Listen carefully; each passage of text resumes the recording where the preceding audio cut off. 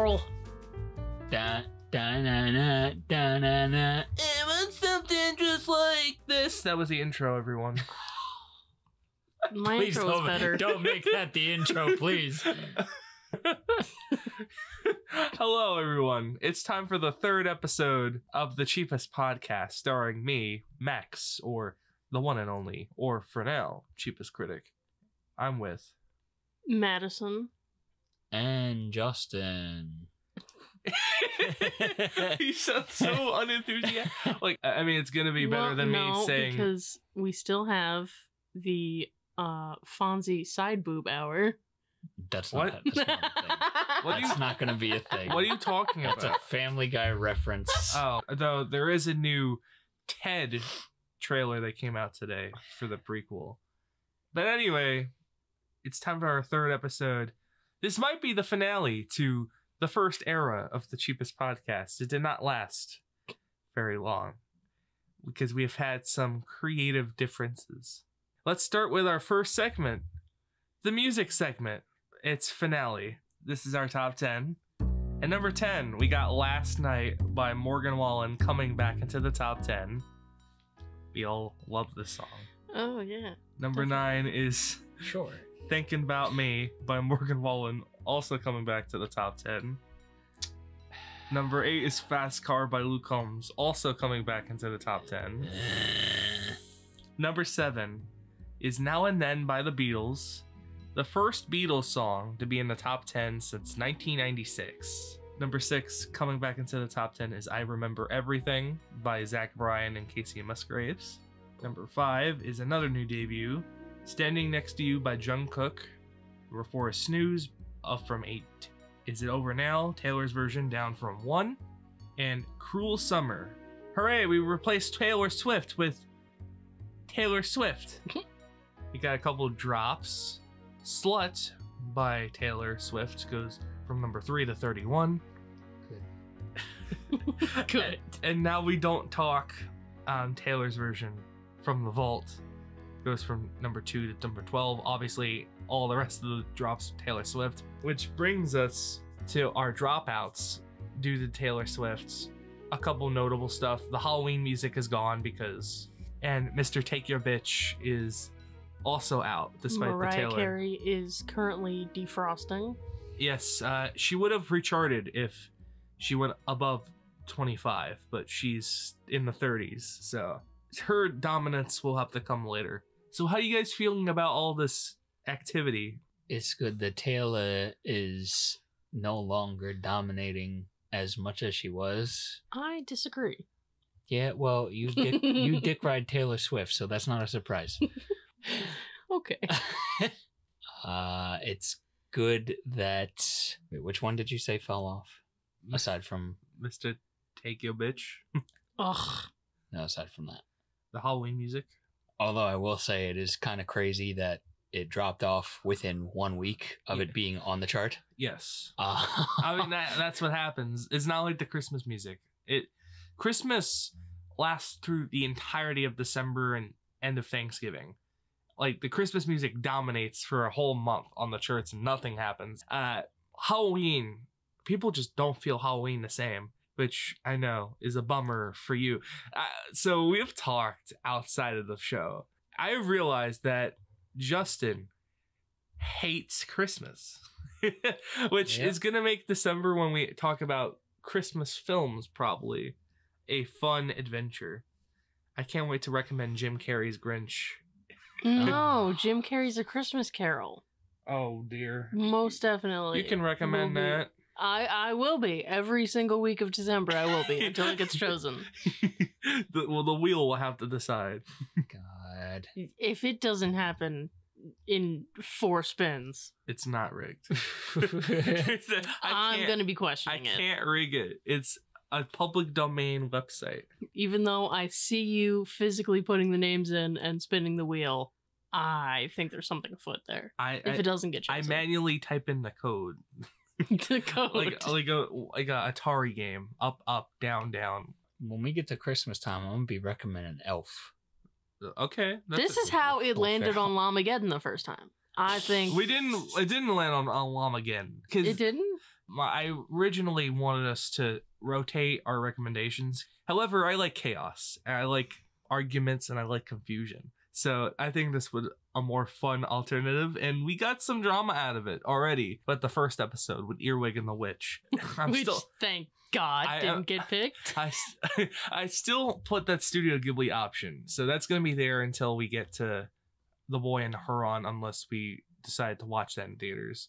That would be probably the next movie we would all see together. It's time for our new entries into the charts. So we did our scientific calculations to see what is generally the best and worst song. I have a major disagreement this episode. I was like, okay, we're gonna all have positive scores. I don't think there's really anything that abysmal here. But, okay. The worst song, according to you guys, I'm saying you guys, not all of us collectively, is We Don't Fight Anymore by Carly Pearce and Chris Stapleton. I get that you guys don't like country.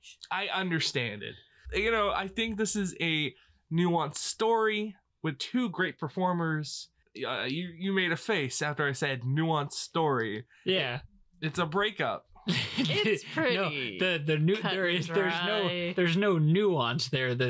What nuance is there aside from obviously this relationship shouldn't happen? You guys need a fucking divorce instead of constantly the song is just about how they don't even communicate with each other at all every single day when they come home. Yeah. At that point, there is no relationship to be had. Get a fucking divorce like everyone else. Well, they're going through a divorce.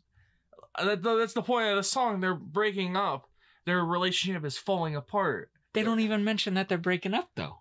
She's just talking about... I think that's something you can imply by the text. Either that or it's a really tragic story. It would help you visually if you watched the music video like we did. Well, that's what I'm getting to, because that is not...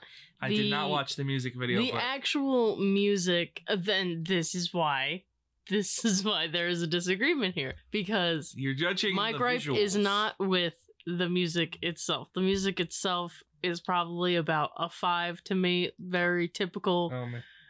It's a pretty typical breakup song in my eyes. But the music video, at the end of the music video, their house gets set on fire and they run outside. And I'm confused. Keep going. They run outside, no concern for each other's well-being. Both of them equally just try and get out as fast as possible. Not gonna check on the other one, not gonna yell for them or anything. They're gonna save their own asses. And then they look out at each other in the yard. We're in love again. No, I didn't get that vibe from the look at the ending. I just got the look of our house. So yeah, our house is on fire. Let's just both turn our attention back to that, I guess, and still not talk to each other. It was supposed to be. I got the vibe that it was supposed to be like a sweet bonding moment. Like, sweet bonding moment. We've been so caught up in, the mundane of our lives, and we're unsatisfied. So we are reminded of all the things that we had, because they are now no longer with us as they're being burned to the ground. I would look at that scene as more of a, oh, you got out of the house too, huh? I'm so glad to see you out here. God. Okay. Divorces sure are expensive, aren't they? I will say, that is the music video. Yes. That is completely separate from it's not like a movie, right, where music is a very important part of.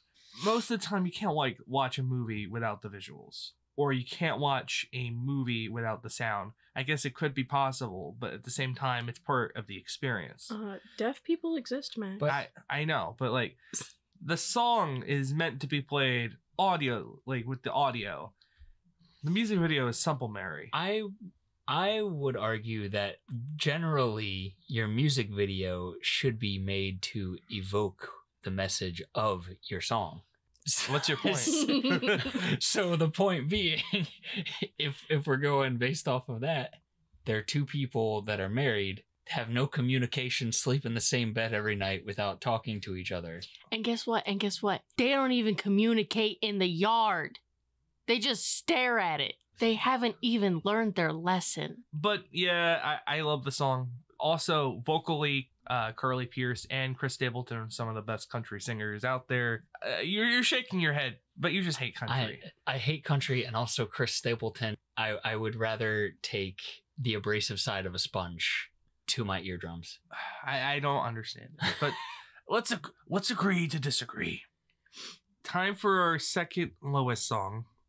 Now and Then, the last ever, for real this time, guys, Beatles song ever. Are you sure about that? until Paul and Ringo get bored again. Finished after 40 years, and it's fine. The song itself, lyrically, it's there. I see the pieces. I think the production is what kills this thing. It is so messy, and you could say, well, that's just because they have to deal with Lennon's voice. Other elements are just so blown out with the production. Do recognize that if it was made in the 60s, this mostly the same way it would actually sound good. So yeah, once again, Ringo coming in with his very basic drumming style. As always coming for people's necks. Well, look, even the Beatles themselves said Ringo's not even the best drummer in the Beatles. Well, Ringo was there for his personality. Is there anything you need to say about the song, though? Very middle of the road. That's why I rated it a 5. I don't really listen to the Beatles much anyway, so I don't really know how this stacks up to their other stuff. Not great. I can tell you that much. Very middle of the road song. And comparatively to most of their other stuff, it doesn't stack up very well. Oh, so the next worst is actually a song I thought you guys would like. It's Harley Quinn by Pereza Regida and Marshmello. It's very rare that a Marshmello song would come out where Marshmello did a good job. But I think that this song, I actually pretty like this. I like the production. I like the swing it is. It does have a good groove to it. I feel like it takes the messiness of the regional Mexican sound with the trumpets and kind of structures it a bit more. As a English speaker Neanderthal, I am not that much into the translations, but sonically I really dig it. You guys did not like it as much. As far as Spanish songs that we've heard, it's not really towards the top of the list for me. You hated it. You gave it a 2 out of 10. So there's not much to say about it. Well, this is why the music segment's now. I will add, as for Marshmello, unrelated to this song, but there's a song that came out, and it's a rock song, which is why I heard it. I think I remember this. Marshmello and A Day to Remember, yes. Rescue Me. Yes, and I actually like that song. I remember when that came out. That was such a weird experiment there. It's not what A Day to Remember normally releases, but it's not bad to me. I like that one. So I don't know if that's maybe Marshmello trying to get his...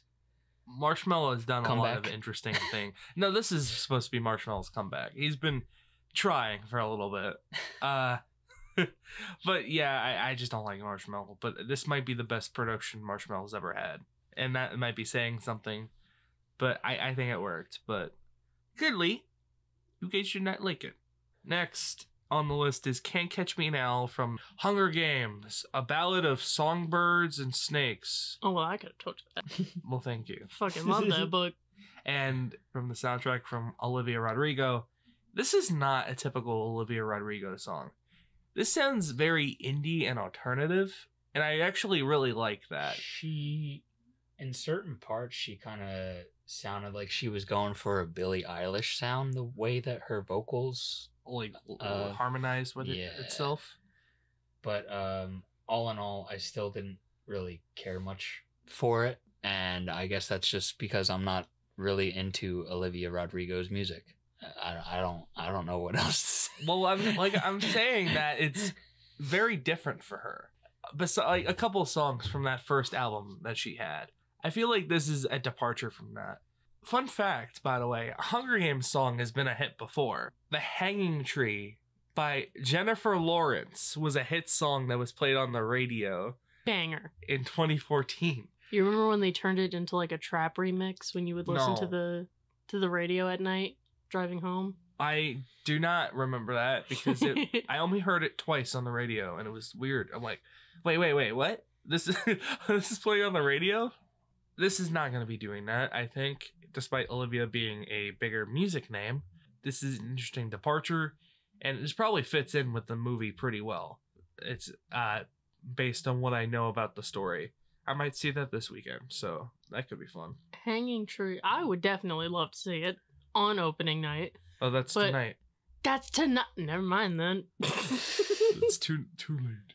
Oh, I'm terrible with dates. But Hanging Tree, I feel, was more connected to the Hunger Games than the song is. Like, no spoilies, but Hanging Tree was like an actual plot point to the Hunger Games. Yes, that song. I find it so weird that was a hit song. That like I get, Because Hunger especially Games was huge. well, those movies were Josh Hutcherson. Hutchinson. But those movies were bad. Not all of them collectively. I mean, like the Mockingjay movies. Those that anyway. We're not getting into a whole discussion. This was supposed to be. We can get into a whole discussion on the Hunger Games. This is supposed to if we be- want to. Please, This, no. this is supposed to be the swan song to the music segment. Oh, it's And- Hutcherson? Yes. Damn it. I thought it was Hutchinson. Josh Hutchinson. Anyway, let's take a We're break. talking more about Josh Hutcherson's last name than we were talking about the music. So we're gonna interrupt this. This is probably the last we're gonna be talking about the new music on the Hot 100. But I feel like I have enjoyed the podcast interacting with you guys and bouncing off of you. And I'm gonna speak for them here. They hate they hate listening to a lot of this music. A good percentage, not. Country, they're instantly like 4 out of 10 or below. And like the pop music is hit or miss. They get the abominations like Take Your Bitch. I told you from the beginning that the music segment was going to be interesting. Yes, and that's why it was a Because- good idea. I wanted to have us argue and have fun with it, but it it didn't work out. I just don't like it. I don't like the torture. It's The torture. it's so much torture, man. It's not. It's was- just Taylor It Swift. it was a lot of homework. At 28 minutes, it was this week. Look, I didn't do homework when I was in school. I'm not doing homework at 22 years Technically, old. watching the Goonies was homework. That was fun homework. Anyway, Did you want to get through the next? What do we have? 3 songs yes, left? we. This was the intermission. This Oh. I wanted to finish this off. You know, I didn't want to just like abandon it because there's good songs. Well, I say good, but we all have different opinions. So 3 songs are tied for number 1. So I was real interested how we're gonna do this. But I think what I'm gonna do, whatever song has the lowest score, I'll start first and then we'll work our way up. The lowest score is Bleed by The Kid Laroi. I gave it a 4 out of 10. And that's why it's here. However, Madison gave it a 9 out of 10. So here is her chance to defend her song. See, this is why I don't like talking about music. What do you mean? Express yourself. I hate Express expressing yourself. myself. I hate expressing myself. I hate. That's gonna be interesting for the discussion later. Anyway, I guess we're ignoring her 9 out of 10. I don't understand it. I hate his voice. Annoying. That I is hate- crazy. I hate his voice on that song. That is crazy. It gets mellowed out, but for this song, it was just irritating. I didn't find it to be that irritating. I found it to be a listenable experience. That's why I ranked it as a 6 out of 10. The fact that you gave that a 6 and we don't fight anymore a 4 is fucking ridiculous. No. Okay, no. which one is a more well polished? I don't The understand. Kid Laroi. No. Do we have anything else that we could like say about this song? I like the music video. I'm not. I didn't watch the music. I'm not saying that it's like, fucking top of the world. It's the king of music or anything. It's just not. It's not a terrible fucking song for me. I'm more just angry by the fact that the scores are so like it's below average. I'm not even gonna. For me, it's just above the middle of the road. Yeah, it's above average. This is the arguments that we wanted, and it's coming in the end. Continually proving why we should not have this segment. What do you mean? This was because entertaining. we are horrible music critics. Terrible opinions. I am very black and white when it comes to music. I either absolutely love it or I don't want to listen to this ever again in my entire life. Do you have black spots or white spots? Are you white with black stripes or are you black with white stripes? Second place, with Madison giving this song a 5 out of 10. Standing Next to You by Jungkook.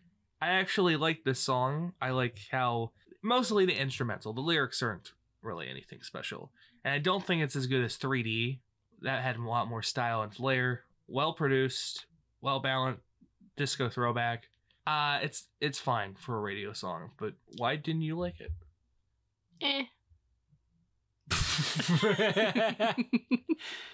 Wait, so what did you rate it, Max? 7. 7?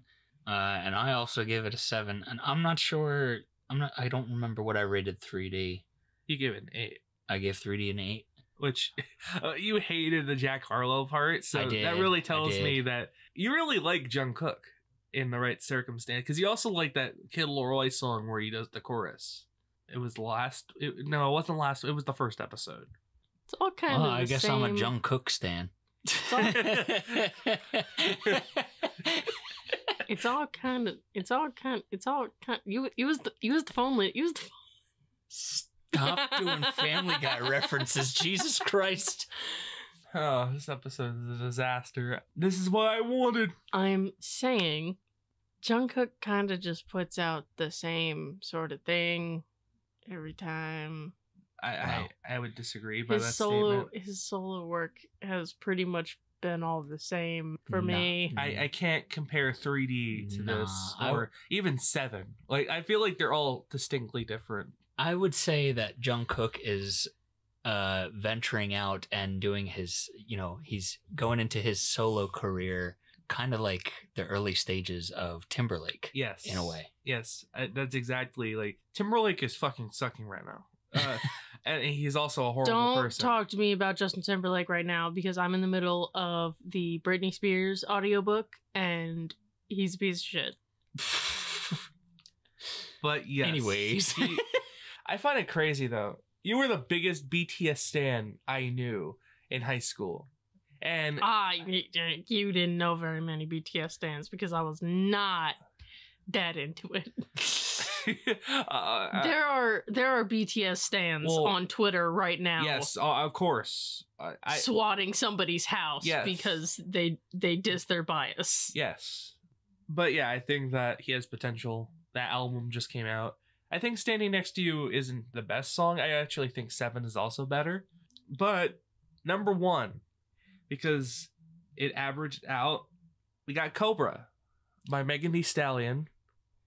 If you're going by flow, this is a typical Megan Thee Stallion flow. But I think the beat does a lot of interesting directions with it, with the guitar. I also think that her lyrics here go into a more personal side for her. I do think that the attempt was there to make something more introspective, and I respect that. I just wish she would change up her flow a bit more. The lyrics didn't bother me. It was the literal again, you probably didn't watch the music video. I did not.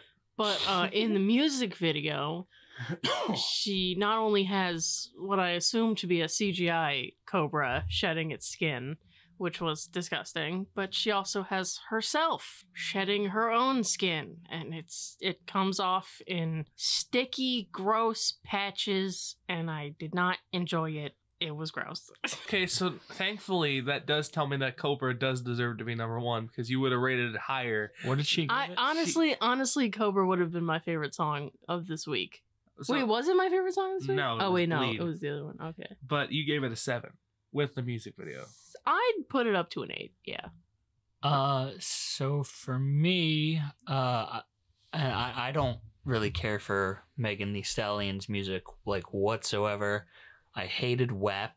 I hated the Body Yaddy Yaddy song, but like this was a nice kind of change of pace, if you will.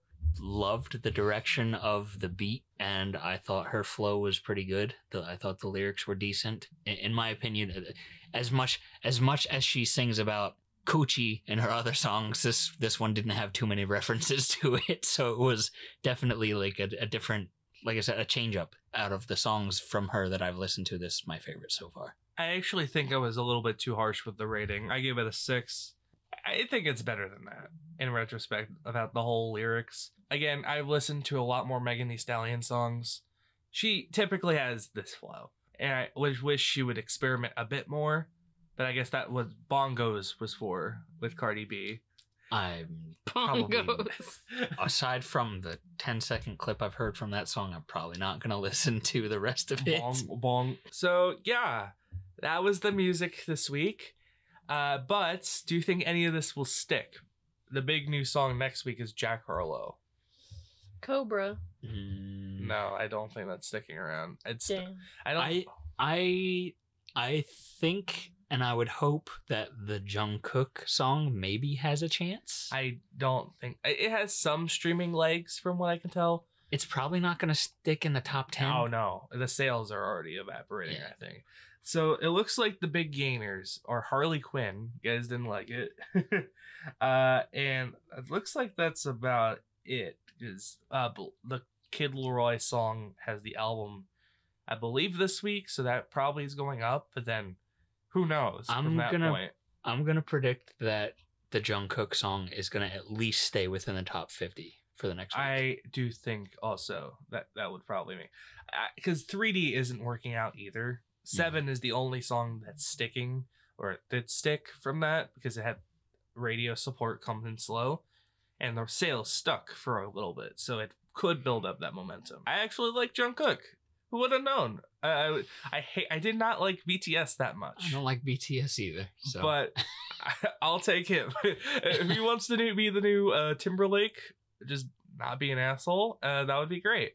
So that's the finale of the music segment. Yay. Yay. We have fond memories. Oh well, at least Justin figured out that he liked Jungkook.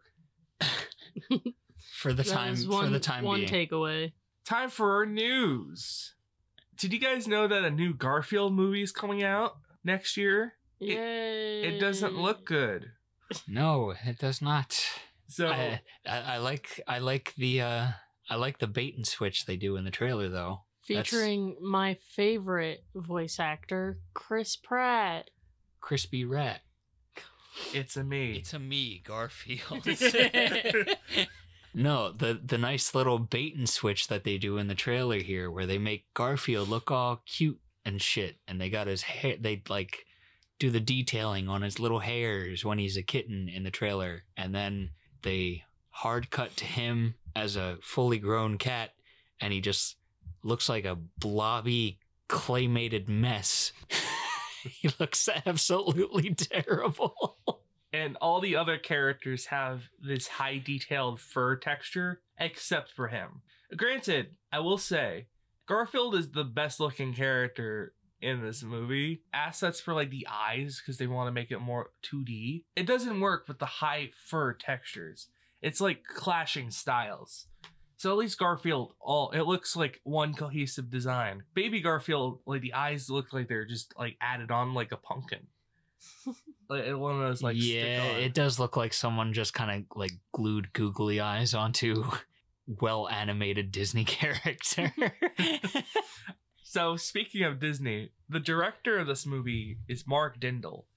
He directed The Emperor's New Groove, and the reason why he stopped directing movies, Chicken Little. Oh.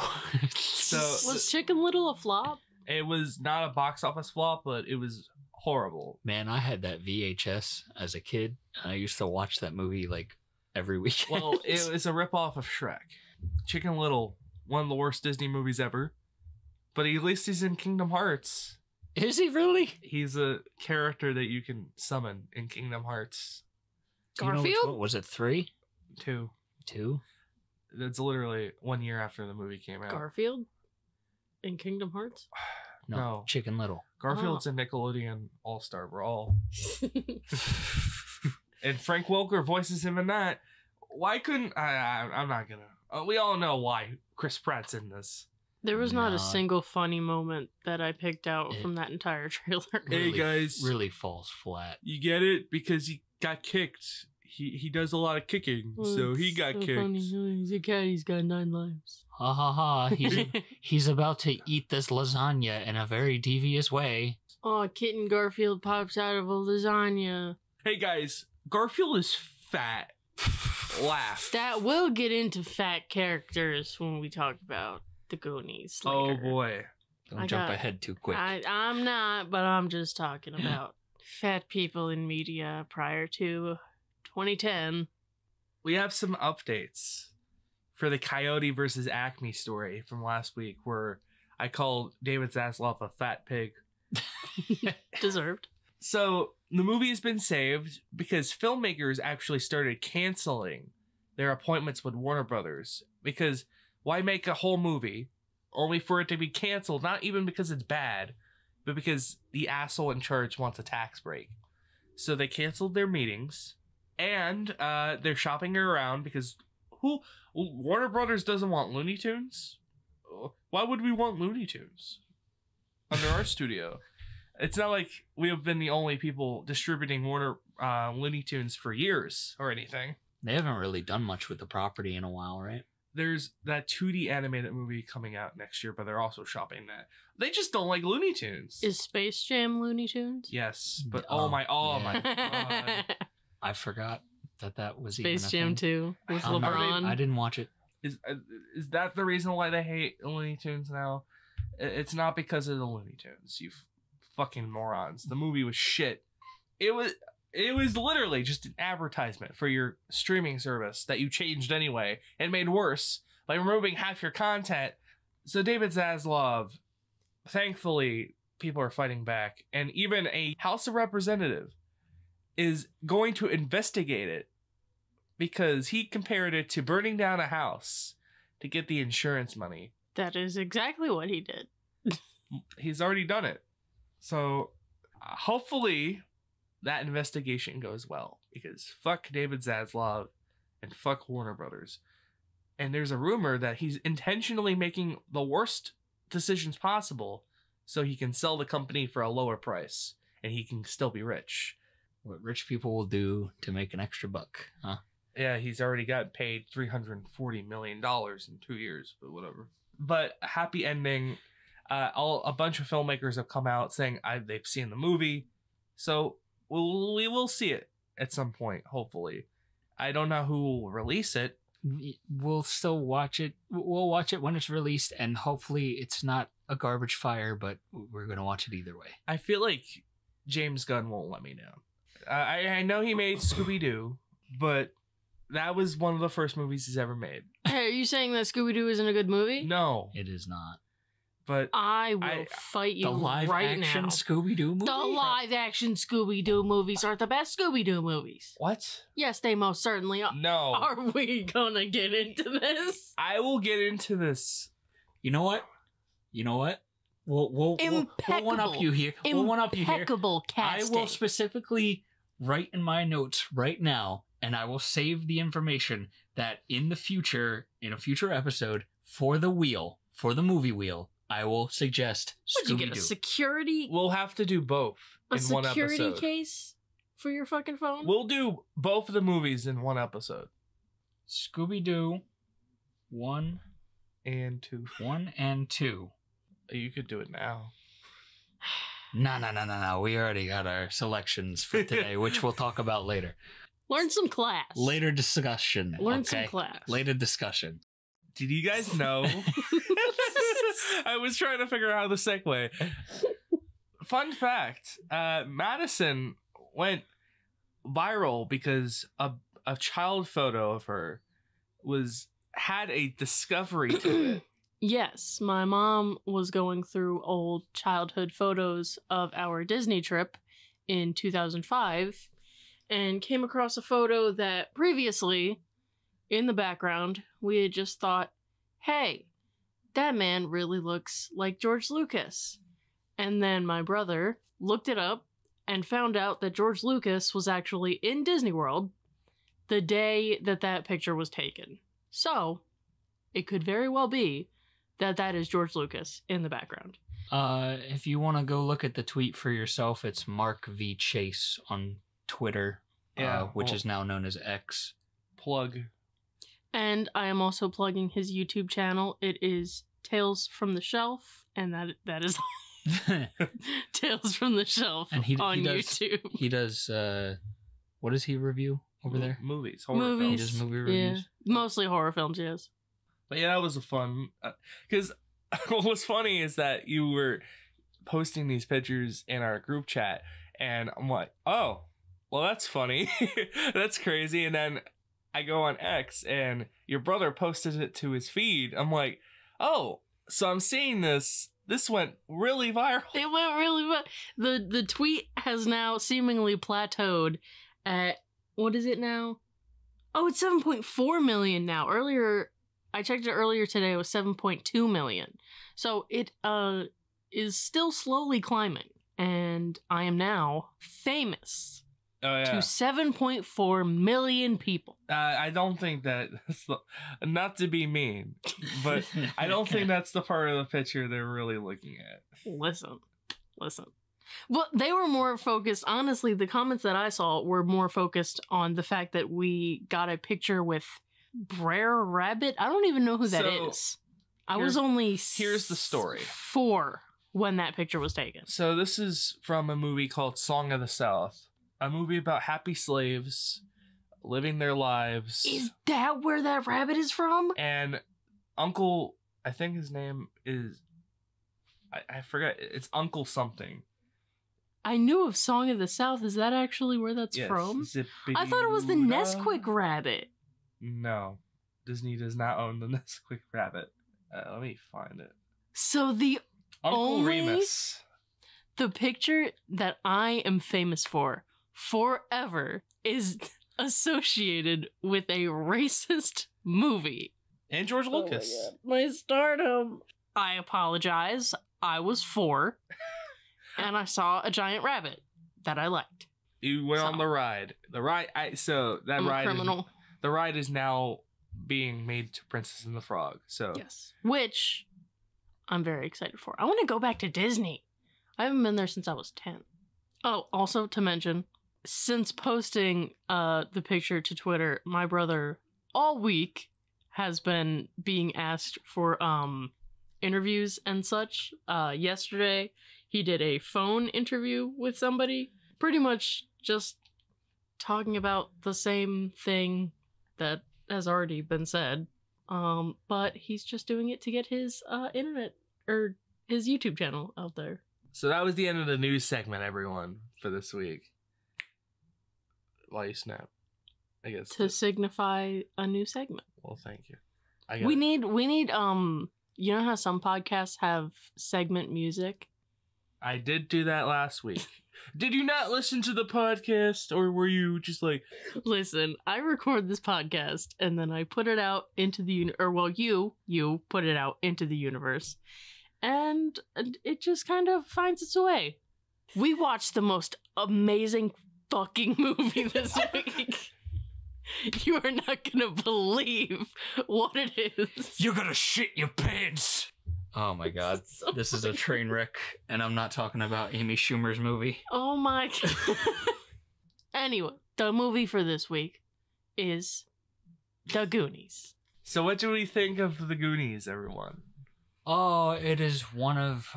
well, actually, it's probably my personal favorite movie of all time. It was my first time watching it, other than the bits and pieces and obvious references. No, this is a movie that I constantly watched as a kid.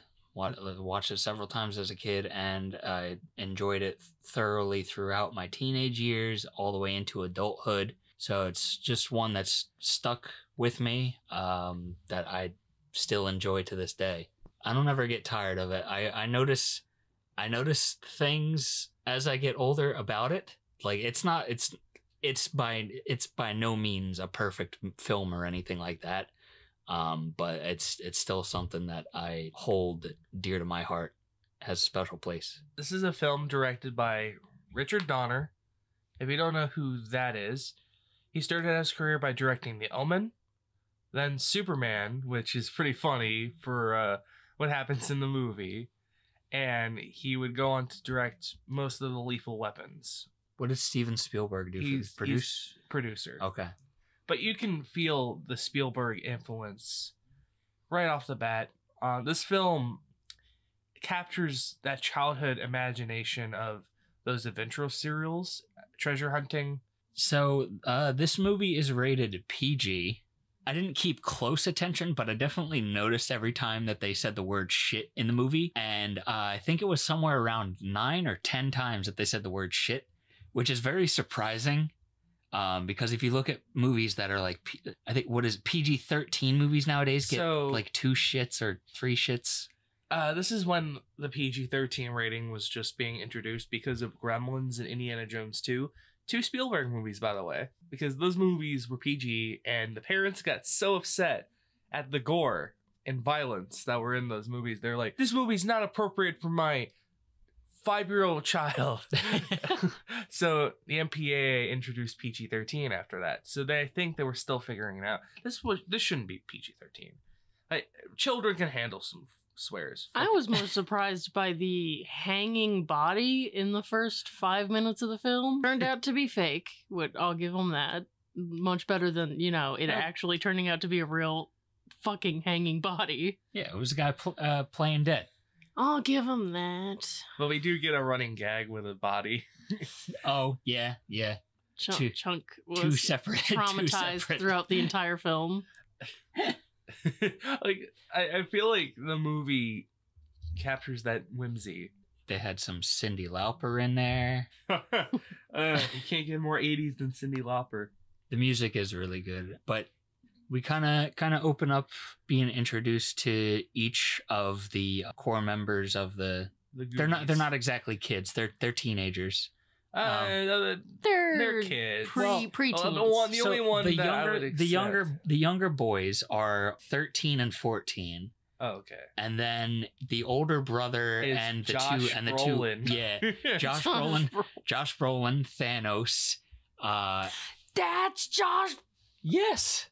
Madison. The teenage boy is Thanos? Yes, and also Cable from Deadpool too. He gets thick. So Josh Brolin as the older brother, and then the 2 teenage girls that hang around with him. Well, the 3 of them are supposed to be 16-year-olds. The age difference. Get that protein, boys. You get some difference to make up there.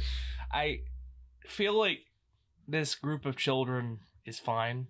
I like, because they're all stereotypes. You get the shy shut in, you get the fat kid, you get the snarky one, and you get the kooky one with the inventions, and the older brother and his love interest and the smart aleck. It's all stereotypes. Typical for an 80s movie. And even the villains are stereotypes. Italian stereotypes, which, goofy. Typical evil female with henchmen. I do love that stereotype, though. I love the interaction. Honestly, yeah. I love the interaction between the mom and her 2 sons. It's just so entertaining to me. It is funny how this cast has evolved over years. We got Josh Brolin. Mm-hmm. We got Sean Astin, who is Sam in Lord of the Rings.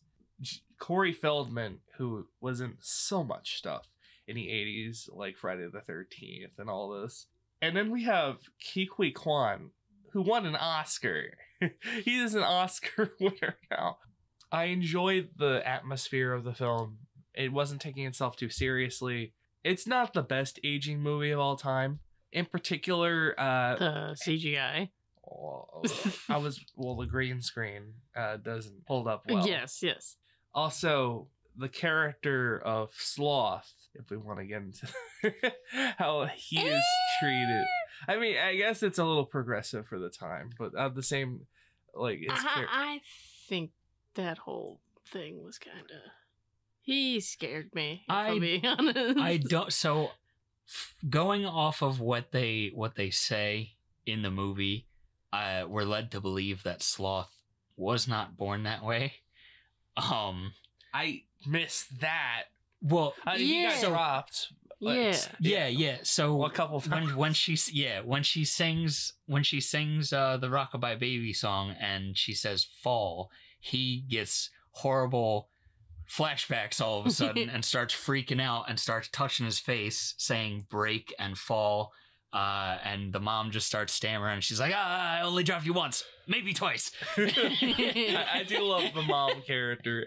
That is the reason why those henchmen really work, is just the banter that she provides. Also, she's a legitimate threat. Threatens to cut out a kid's tongue. She threatens to shoot her own son at one point. Yeah. when they're trying to go down into the tunnel. And she's like, you go first. He's like, I'm not going down there first. She points the gun at him and he's like, can't argue with you there, Ma.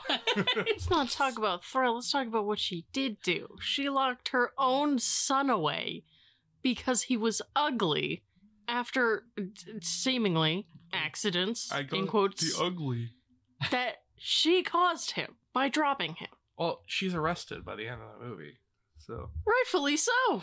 She's not they're a child. They're all adopted. They're all wanted criminals, and that's the whole. So like, because it starts out with the one that sings Italian music. The one son. I think he might be. If Sloth might be the youngest of the three, honestly, I think that's the dynamic there. It seems like it, at least in terms of. And I think the Italian singing one is like, doesn't matter much, but he seems to be treated the best. No, he was the one that was complaining about never being loved as much as the guy with the glasses. You always treat him better. Yeah, I do. So shut up. I don't like the dynamic amongst the kids. I liked it, especially in the beginning. It felt really charming. They felt like actual children talking. They talked over each other. Of course, we didn't need all those kids for this to work. That's what I was gonna say. There's a hefty cast for that. It's only 7 people. Well, I don't like in terms of like, okay, let's just make some cuts for character arcs, and we did not need Corey Feldman's character. He does have one hilarious scene in the beginning. The little troll that he is. What are we talking? There's a character that can't speak English. She can only speak Spanish. Yeah, Rosalita. So she needs to have a translator for all the English that's coming her way. And he just completely, like, I love how a bunch of a little shit he is about, here's all the drugs, we're gonna torture you if you don't do this correctly.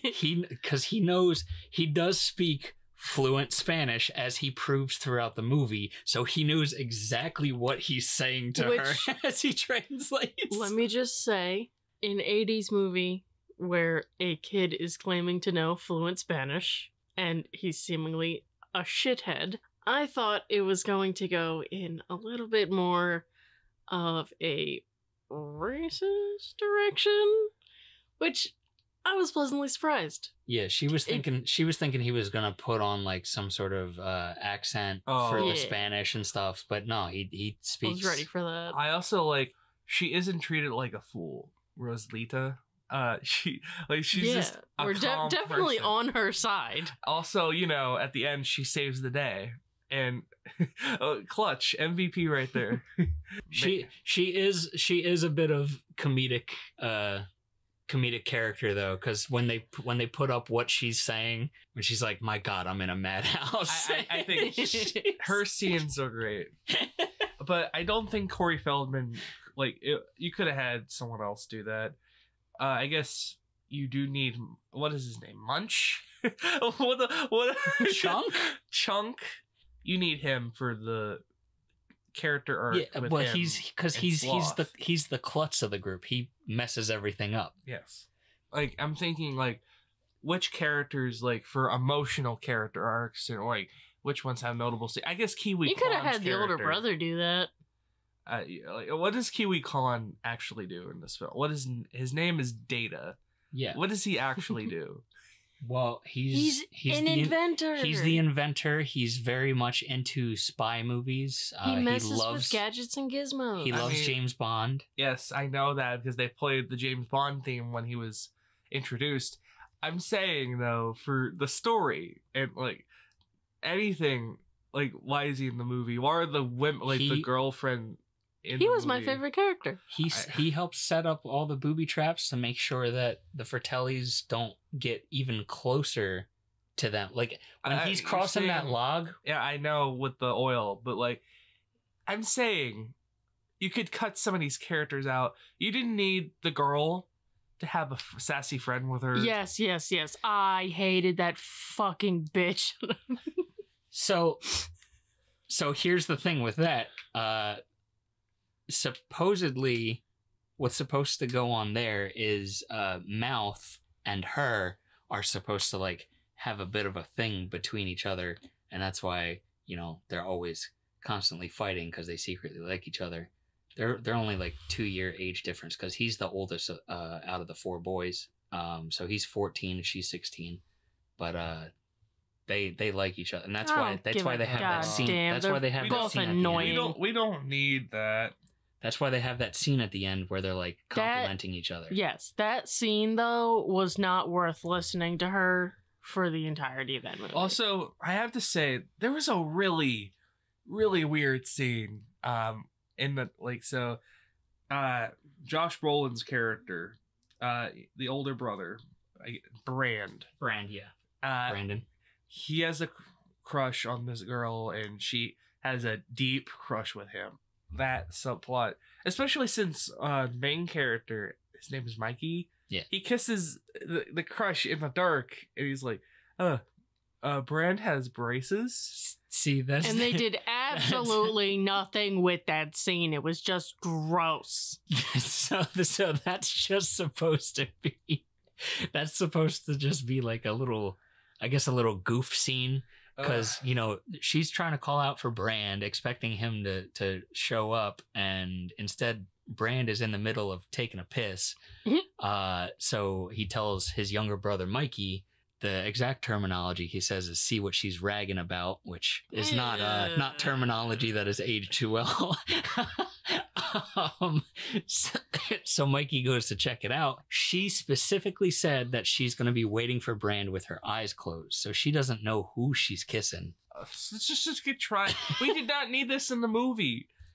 Put the kid on the list. Frodo, watch out.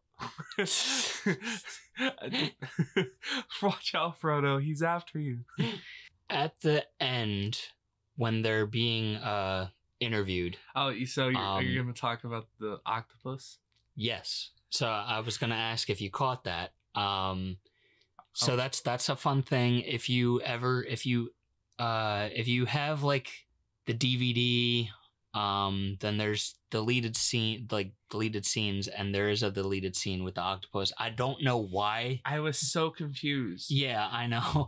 I don't know why. That's like the one thing they could have just completely ripped that part of them mentioning that out of the full release of the film. Oh, I think it is funny. Like this kid is just lying out of his butt. Maybe maybe they left it in because Chunk always tells these fake stories, and that's one of the things. What's the deleted?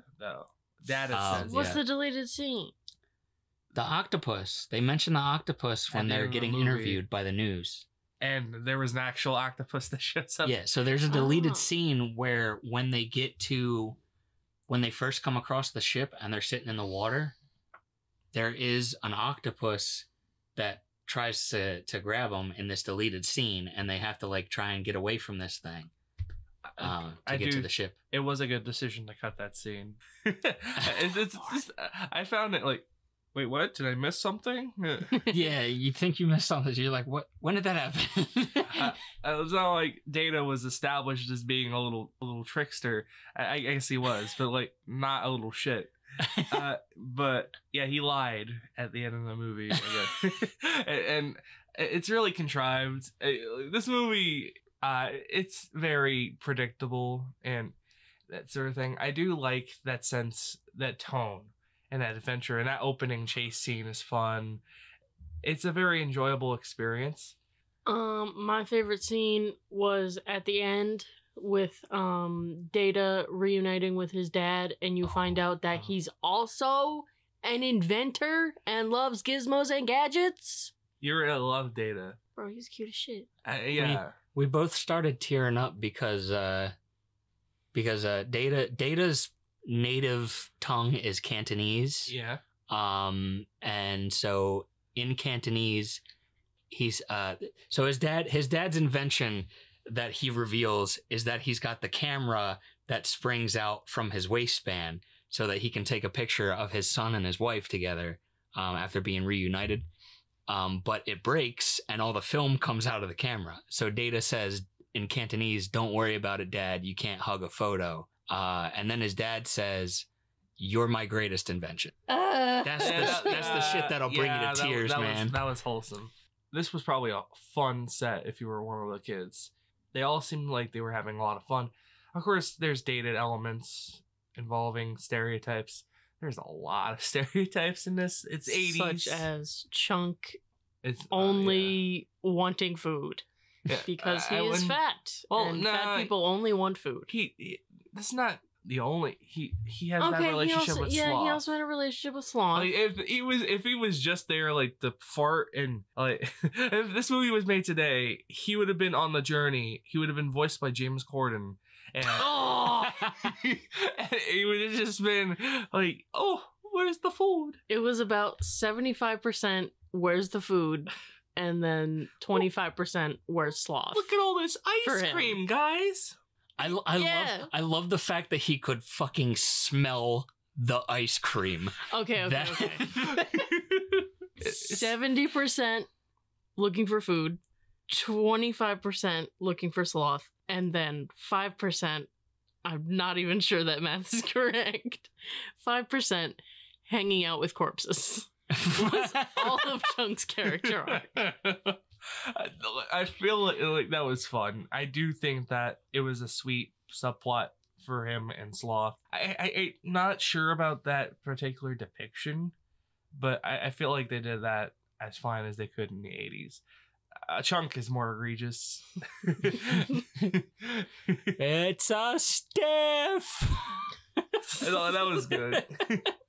So many dead bodies in this kid's movie. Good. More children's movies need dead bodies. Mufasa died. Bambi's mom died. Is it Stand By Me? No, Stand By Me is rated R. Is it? Yeah. Stand By Me is not. Don't they find a dead body in that? Yes. Yeah. But that's not a I children's thought that was film. supposed to not be a just- coming of age sort of. Yeah. It is, but it's not. Uh, Oh, it's Stephen King. What did you expect? Well, it's still kind of weird that if that movie was made today, it would not be rated R, I think. It's not like, I mean, there's some stuff in there, but I don't think it's anything too offensive. People are too big of wusses. I think I watch plenty of rated R movies, and I'm a well-adjusted adult today, clearly. We're so well adjusted. Please believe us. Shut up. even with its flaws, and its not so great green screen elements, I still would put this movie at least an 8 out of 10. I give it a 7. I was impressed by some of the shots in this movie, and then I remembered, oh, yeah, Richard Donner directed this. There's a lot of, like, crane movement and, like, really good, impressive shots. Again, like, I feel like it's a little bit too messy of a movie. There's too many characters. There's a little bit of inconsistency. Like, Josh Brolin's character. The mom's like, you better not let your sick brother go outside. And in the next scene, he's tied up, and the mom comes in, and she's like, what are you doing with your exercise equipment? And she never mentions the fact that his brother's out. And next time we see Josh Brolin, he's running outside for his bicycle. And the mom's like, you better be back by a certain... It's almost like the movie forgot. Like that was supposed to be an important thing. Well, I mean, at the end when they all reunite, she is like, you know, they think that they're gonna be in trouble, but she's just happy that they're back. Where was that energy? I guess her energy didn't change. But well, because throughout the middle of the movie they don't cut back to the parents because it's not supposed to be. It's really about the parents. Yeah, I do like that child perspective. Again, the movie was messy enough. We didn't need to go back and forth. Bad enough that we kept switching between what the Fratellis were doing. No, I was happy to see what them being on screen was funny though. Them running around like the Three Stooges. Baby Ruth. Baby Ruth. I will meet in the middle with a 7.5. All right. So that was The Goonies. It's time for another movie suggestion. So there's been a lot of fun that could be done from these. So my suggestion, I decided to change it from Spiderwick Chronicles to Fantastic Mr. Fox, the most orange movie of all time. Perfect for the fall. You'll if we watch it, you'll see. Perfect for the fall season. Justin replaced The Goonies with Click. Such a weird selection of movies. I don't understand, but it's a meme. That's our meme option. Madison decided to suggest Misery. Yes, because we need a fun, family-friendly, snowy movie. And based off of a Stephen King book. And I'm still keeping Castle in the Sky in there as our Studio Ghibli because we had a lot of fun going through the Ghibli lineup at first. So if we end up going back to that could be a fun ride. So we got our selections. I'm nervous. So, best of 3. Let's see. Okay, we got first one. Misery. Fuck yeah. Fantastic Mr. Fox. Not mad. Castle in the Sky. Rock and Roll. And the movie we're watching is Fantastic Mr. Fox. Wow, by that much. It was so close to being Click. I'm so happy it isn't. It could be next week though. Well, no, because next week I'm gonna switch up for the Scooby movies. Oh, so the James Gunn Scooby Doo. Because you dare to say that they are not Hollywood's best production. Because they're not. Yes, they are. Perfect casting, perfect movie, I got perfect boobs plot. now. So, anyway, be sure to smash that subscribe. Oh no! Oh. Oh, that felt so forced. Do I detect a challenge? Like and subscribe, guys, if you want to see more. Are you challenging me? This has been the is there a name for We are 3 episodes in. You cannot be serious. What's the name of the podcast? Goodbye, everyone. This is the Cheapest Podcast signing off. So long, everybody.